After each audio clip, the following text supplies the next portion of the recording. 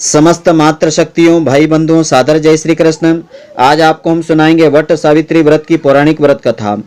तो वट सावित्री की यह व्रत कथा श्रद्धा पूर्वक इस दिन पूजा करने के पश्चात सुनने से सुख सौभाग्य की प्राप्ति होगी, पति को दीर्घ आयु की प्राप्ति होगी और घर में सुख समृद्धि का आगमन होगा।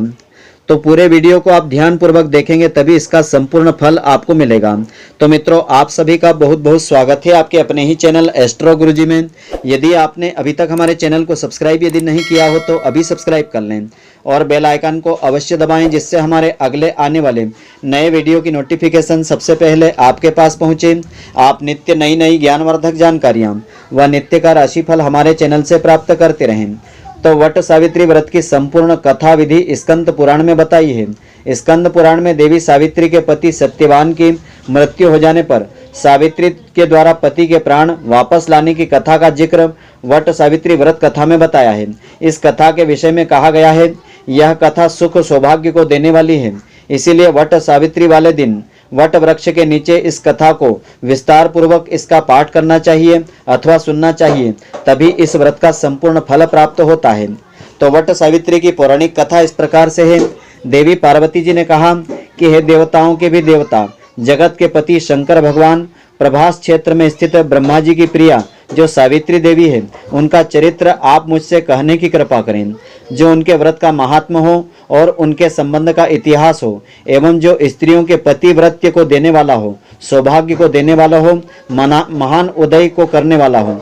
तब भगवान शंकर ने कहा कि हे महादेवी, प्रभास क्षेत्र में स्थित पार्वती जी के असाधारण चरित्र को मैं तुमसे कहता हूँ। हे माहेश्वरी, सावित्री स्थल नामक स्थान में राजकन्या सावित्री ने जिस प्रकार से उत्तम वट सावित्री का व्रत का पालन किया था, तो मद्र देश में एक धर्मात्मा राजा रहते थे जो सभी प्राणियों के हित में तत्पर रहता था। उसका नाम अश्वपति था।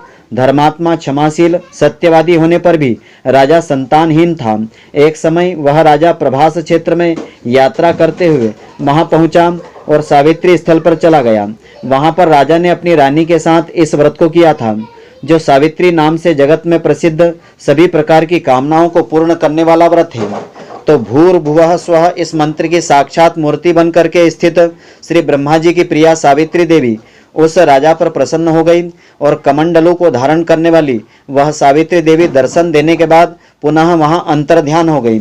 लेकिन देवी के दर्शन के पुण्य प्रताप से कुछ ही दिनों के बाद राजा अश्वपति के घर देवी के समान रूप वाली एक कन्या का जन्म हुआ, जो देवी सावित्री के अंश से उत्पन्न हुई थी।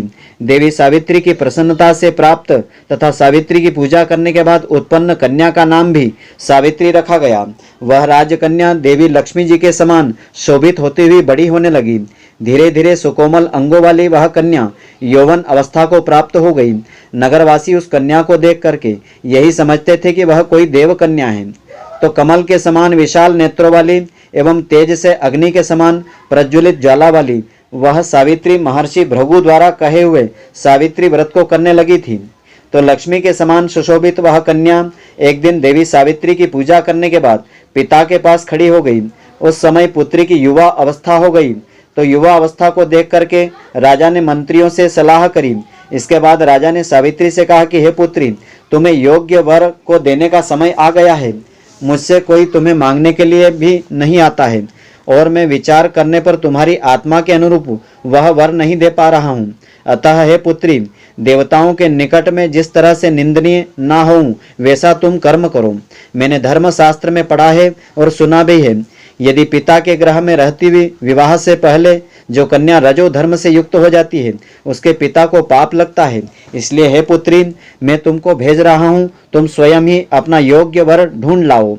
तो वृद्ध मंत्रियों के साथ शीघ्र चली जाओ और मेरी बात को मान लो। इसके बाद जैसा कहते हैं वैसा ही होगा। ऐसा कह करके सावित्री घर से निकल करके राजर्षियों के साथ तपोवन की ओर चल पड़ी।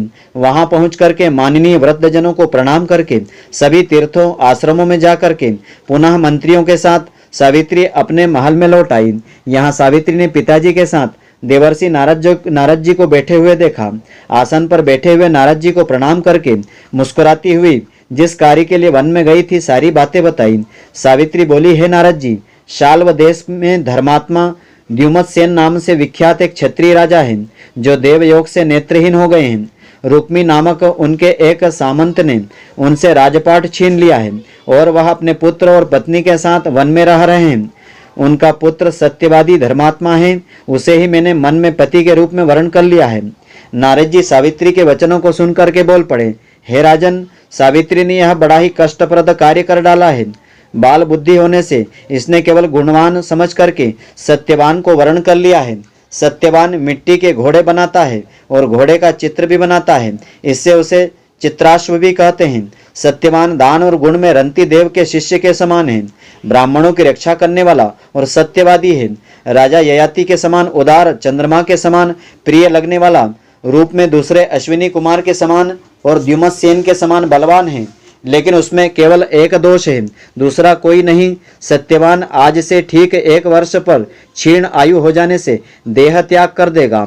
इस प्रकार नारद जी की बात सुन करके राजकन्या सावित्री ने राजा से कहा, राजा, लोग किसी से एक बार कोई बात करते हैं, ब्रह्मवेत्ता भी एक ही बार करते हैं और एक ही बार कन्या दी जाती है। ये तीनों कर्म एक ही बार किए जाते हैं, बार बार नहीं।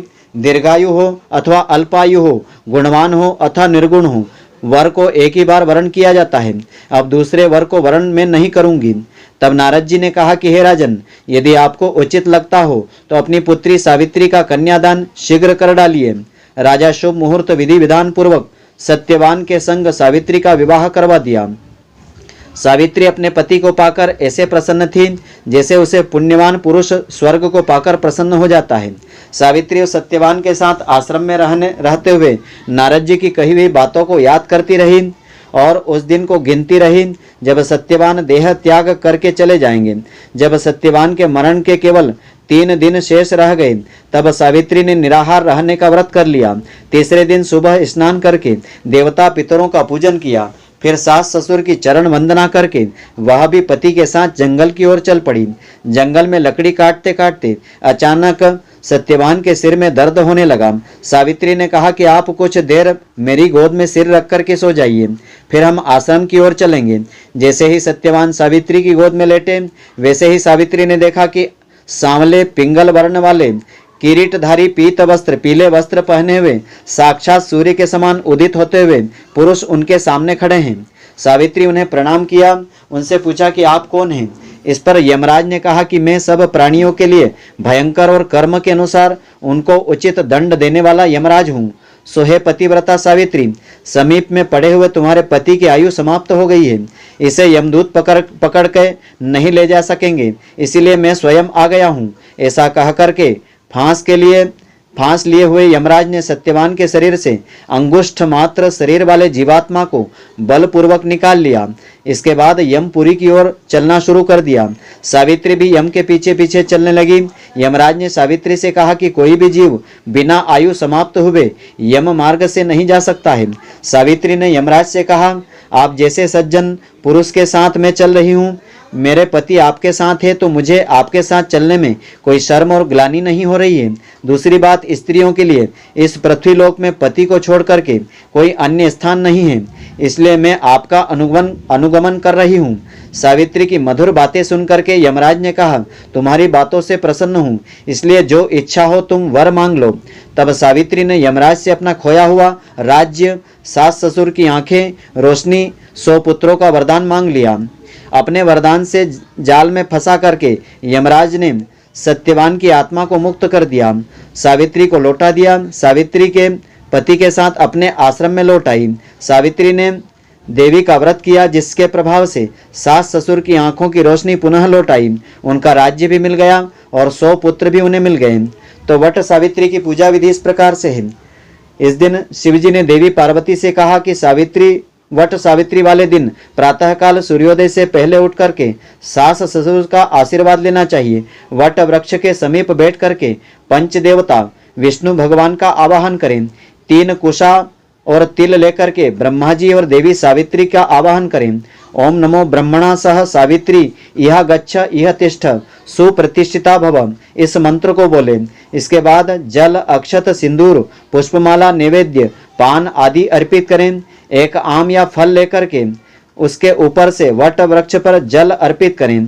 कच्चा सूत लपेटते हुए 7 या 21 बार वट वृक्ष की परिक्रमा करें। इस प्रकार श्रद्धापूर्वक पूजा आराधना करें और पूजा करने के बाद वट सावित्री की इस पुण्यदायिनी व्रत कथा को श्रद्धापूर्वक श्रवण करने से इस व्रत का संपूर्ण फल प्राप्त होता है।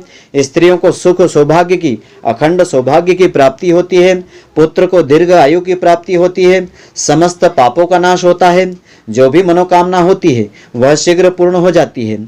तो मित्रों, आशा करता हूं कि आपको हमारी यह ज्ञानवर्धक जानकारी पसंद आई होगी। यदि आपको पसंद आई हो तो आप हमारे वीडियो को लाइक व शेयर अवश्य करें। धन्यवाद। जय श्री कृष्ण मित्रों, फिर मिलेंगे।